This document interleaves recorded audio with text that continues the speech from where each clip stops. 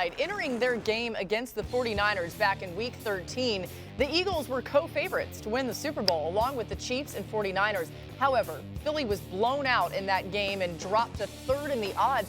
After another blowout loss against the Cowboys in the following week, the odds declined significantly from plus 550 to plus 750. And now, after their third straight loss on Monday night, the Eagles' odds to win the Super Bowl are the longest they've been at any point this season.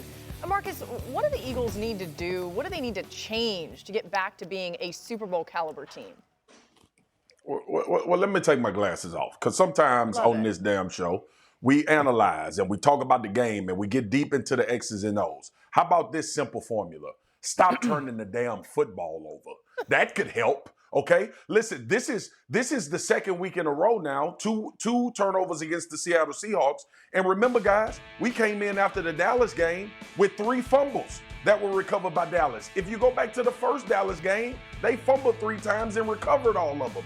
They have a turnover issue as well. We've talked about the offense and how they need to get back to their identity and the offensive line. If you go back and you watch this tape, especially the one against Dallas, all of those turnovers that the Eagles had, they were driving. They were actually having success on those drives against Dallas. So that would be a great start before we get into the X's and O's and the things that they need to fix about what they're doing offensively and defensively. Take care of the football. Yeah, and I mean, with those turnovers, just now to take it back to the X's and O's, Marcus, it's because they're predictable.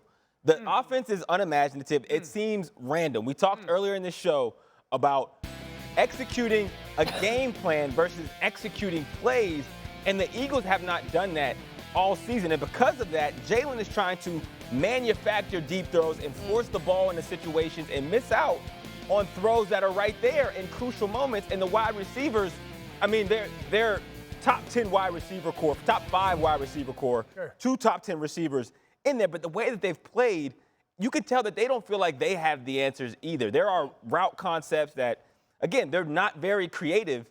And because they're also trying to figure out exactly what are we doing offensively, it is showing up in the tape. Let me ask you something. So if those if we see it, they see it, right? The receivers. Do you think that they get, I want to be respectful here, bored? The receivers. Because they think the ball's not coming to them? Well, that, and also, I watched some of their RPO game. I think their RPO is wildly predictable. They get in 2x2, and more often than not, they're going to throw that bubble. Yep. And I watched 2 really good players, A.J. Brown and Devontae Smith, who last year were good blocking on the perimeter for that bubble, get their butt kicked the other night. Well, and I'm sitting there going, if they're going to keep running that bubble RPO, both of those guys got to block better on the perimeter, or it's not going to work. But honestly, and on those plays, Dan, they're in that stacked alignment. Yes. The fact that you know it's coming, the Seahawks know it's coming. Yes, they knew it every time. And I think that's the problem. And that does become frustrating as a receiver to say, hey, you're asking me to do this job, or when those deep throws are coming, or when they're running those hanks and curls. The defense knows this like we do. We have to figure out a way to switch this up.